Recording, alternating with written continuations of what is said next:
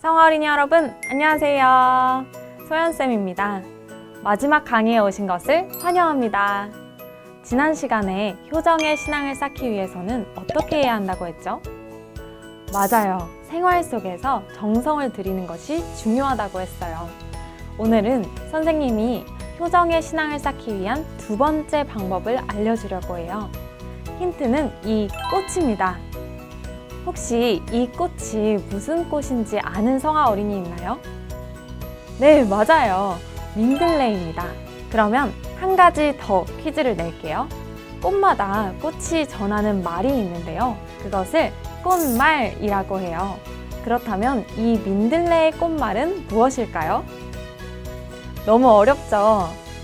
힌트를 드리면 땡큐, 아리가또 고자이마스 입니다. 뭘까요? 네, 맞습니다. 정답은 바로 감사하는 마음입니다. 우리 주위에서 흔하게 볼 수 있는 꽃인 민들레인데요. 그래서인지 사람들은 민들레의 의미를 잘 모르곤 합니다. 이 민들레가 담고 있는 꽃말인 감사하는 마음에 맞게 민들레는 수수하지만 우리 주위에서 작은 기쁨을 주는 꽃입니다. 효정의 신앙을 쌓기 위한 두 번째 방법은 바로 감사하는 마음인데요. 성화 어린이 여러분은 감사하는 생활을 하고 있나요? 잠깐 눈을 감고 한번 우리 집에서 그리고 학교나 유치원에서 나의 모습을 생각해보는 시간을 가져볼까요? 자, 모두 눈을 한번 감아보겠습니다. 어떤 모습이었나요? 사랑하는 가족들이 있고 신체가 건강하며 학교에 다닐 수 있음을 하늘 부모님께 감사드리는 모습인가요? 아니면 쟤는 스마트폰 있는데 나는 싸구려 폰이야. 우리 엄마 아빠는 왜 그래? 하면서 주어진 상황에 불평불만하는 모습인가요? 네, 이제 눈을 한번 떠보겠습니다. 감사하는 모습이 많다면 참 좋겠지만 안타깝게도 우리는 우리도 모르게 불평불만을 할 때가 많이 있어요. 이렇게 불평불만과 짜증 부리는 모습은 누구를 닮은 모습일까요? 하늘 부모님? 아닙니다. 사탄을 닮은 모습이에요. 사탄은 우리를 결코 잘 되라고 하지 않아요. 조금 더 불평하고 조금 더 짜증 부리게 해서 결국은 망하게 하려고 하는 것이 사탄의 방법이에요. 그러니 불평불만은 이제 그만! 감사하는 마음을 갖고 하늘 부모님을 닮아가야겠지요? 그런데 감사하는 생활은 그래, 이제부터 감사해야겠군, 이렇게 생각한다고 되는 것이 아니에요. 반드시 실천이 뒤따라야 생활로 나타날 수 있어요. 꾸준히 감사드리는 생활을 하면 습관이 되고 그것이 하늘 부모님을 닮은 나의 성품으로 결실맺어질 수 있는 것입니다. 감사하는 생활을 통해서 하늘 부모님, 참 부모님을 닮아가는 것, 바로 우리가 지켜야 할 신앙생활의 기본이에요. 그렇다면 감사하는 마음을 먹는 것은 누가 해야 할까요? 우리 엄마? 우리 아빠? 아니죠. 바로 나입니다. 나 스스로 감사하는 마음을 먹으려고 노력해야 해요. 지금 당장은 견디기 힘든 어려움도 시간이 지나면 나를 더 잘되게 하시려는 내용이 있다는 걸 알게 돼요. 이런 말을 하면 속으로 에이, 상황이 짜증나고 불만스러운데 어떻게 감사하는 마음을 가져요? 하고 생각하는 친구들이 있을지 모르겠지만 조금만 더 생각해보면 감사할 일들이 정말 많다는 것을 알게 돼요. 만약 이 세상에 아무것도 없이 나 혼자 살아야 한다면 당장 먹을 것도 없고 입을 것도 없고 잘 곳도 없을 거예요. 지금 우리가 당연하게 생각하고 누리고 있는 것들이 얼마나 감사하고 소중한 것인지 생각해 볼 수 있을 거예요. 이렇게 작은 일에도 감사하는 마음을 가지고 생활을 하다 보면 점점 더 하늘 부모님과 가까워지고 참 부모님과 가까워질 수 있어요.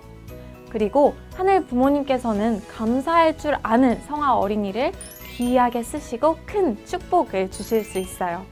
그러니 효정의 신앙을 쌓기 위해 감사하는 마음을 가지는 성화 어린이가 됩시다.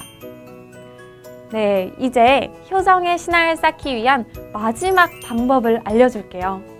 바로 모심의 생활인데요. 여러분, 모시다라는 말은 많이 들어봤지요? 부모님을 모신다, 우더른을 모신다 등 모신다는 말의 뜻은 누군가를 가까이에서 받든다 라는 의미예요. 하늘 부모님과 참 부모님을 가까이에서 받드는 모심의 신앙생활은 우리가 가져야 할 아주 기본적인 신앙생활이에요. 그런데 하늘 부모님은 보이지도 않고 참 부모님은 멀리 떨어져 계신데 어떻게 가까이에서 모실 수 있을까요? 여러분, 선생님을 한번 따라해 볼래요? 손을 가슴에 얹고 눈을 10초 동안 감아 볼게요. 10초 동안 정말 집중해서 나의 심장 소리를 느끼면서 하늘 부모님, 참 부모님을 떠올려 볼게요.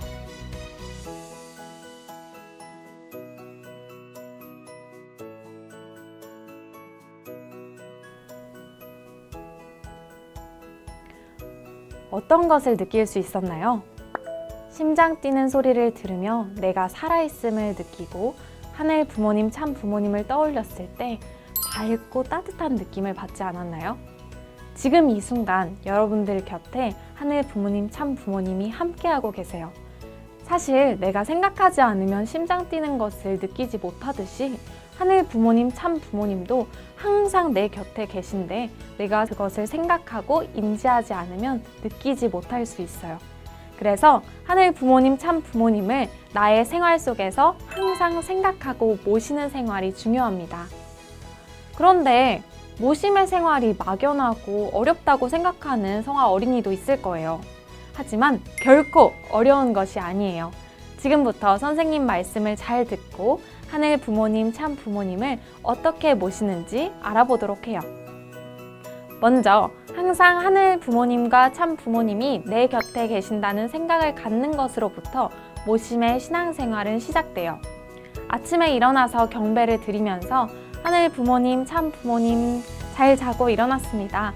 오늘도 함께 해주세요 라는 감사 인사를 드리고 학교에 갈 때는 하늘 부모님 학교에 다녀오겠습니다.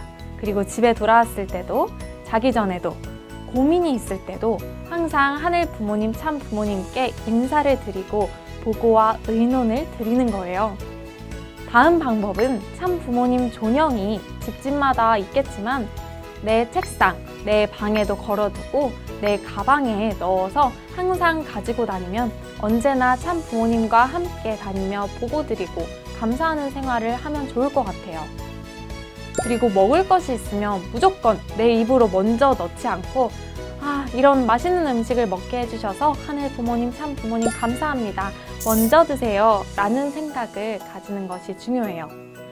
다음으로 내 몸을 언제나 깨끗하고 건강하게 소중히 아끼는 것이 중요해요.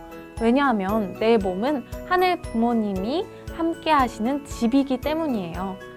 그리고 마지막으로 예배 드릴 때는 어떻게 해야 할까요? 예배 시간에 지각을 해서 하늘 부모님을 기다리게 하면 될까요? 안 되겠지요. 하늘 부모님과 한 약속을 지키는 것이 모심의 생활에서 가장 중요한 것입니다. 네, 여기까지 감사하는 생활, 모심의 생활에 대해서 알아보았는데요. 오늘 이렇게 수련을 통해서 효정의 신앙을 쌓기 위해 어떻게 하면 좋을지 알아보았습니다. 신앙생활이라는 것은 그냥 이런 것이 있구나 하고 생각해서 이루어지는 것이 아닙니다. 이제 이 수련이 끝나고 난 이후에 새로운 마음으로 기본적인 신앙생활을 하나씩 실천해보는 우리 성화 어린이들이 되기를 바래요. 우리의 생활 속에서 정성 들이는 모습, 또 감사하는 마음, 하늘 부모님, 참 부모님을 모시는 생활을 실천하고 이것이 습관이 되면 나의 모습이 조금씩 하늘 부모님, 참 부모님을 닮아가는 성품으로 나타나게 된답니다. 우리 모두 하늘 부모님, 참 부모님을 닮아 효정의 신앙을 갖춘 참된 자녀가 되기를 바라며 모든 강의를 마치겠습니다. 안녕!